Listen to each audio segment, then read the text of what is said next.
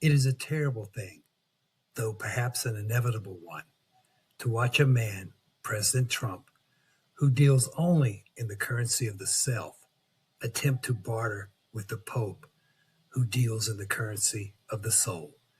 We find ourselves today witnessing a particular sun drenched madness, a president whose very life is a monument to the acquisition of temporal power, standing in the public square and bearing false witness against the Pope, who speaks from the weight of 2,000 years of sorrow and prayer.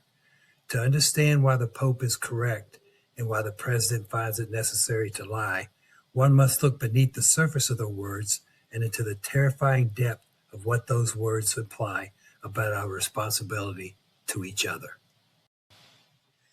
So let's begin by understanding the burden of the just war. When the Pope speaks of the just war tradition, he is not, as his detractors suggest, engaging in a mere academic exercise. He is wrestling with the ghost of St. Augustine and the long, bloody history of the Church. The Catholic position is not a green light for the ambitious. It is a profound, aching no that only yields to a yes under the most agonizing circumstances. The doctrine suggests that for a war to be just, it must meet rigorous, almost impossible criteria. What do we mean by just war? The doctrine suggests that for a war to be just, it must meet rigorous, almost impossible criteria. One is a last resort. Every avenue of peace must have been exhausted. The second is proportionality. The good to be achieved must not be outweighed by the devastation unleashed. Third, discrimination. One does not wage war against the innocent.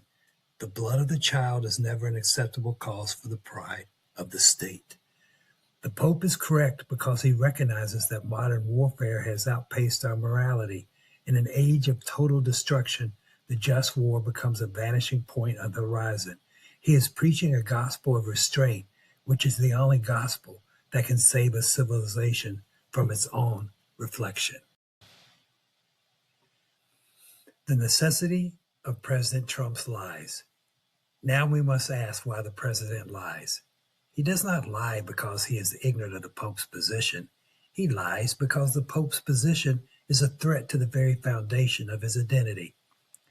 To the man of the world, the man who views the earth as a series of deals to be won and enemies to be crushed, the idea of moral restraint is a sign of weakness.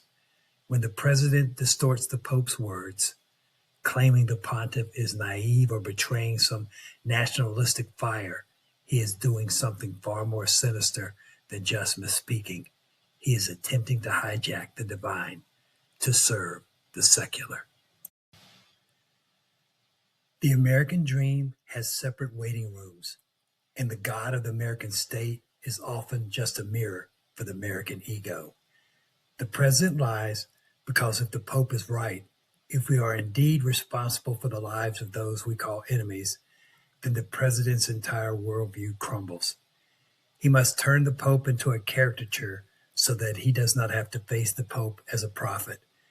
He replaces the just war with the profitable war or the vengeful war, and in doing so, he must silence any voice that reminds us of our common humanity.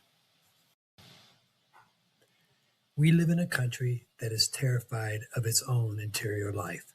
We prefer the loud, brassy lie of the politician to the quiet, demanding truth of the priest.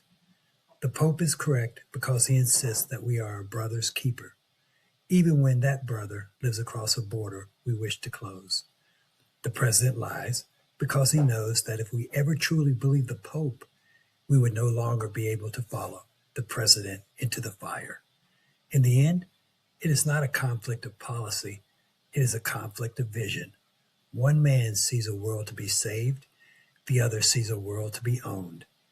And as long as we prefer the lie of ownership to the truth of salvation, we will continue to find ourselves at war, not just with each other, but with our own souls.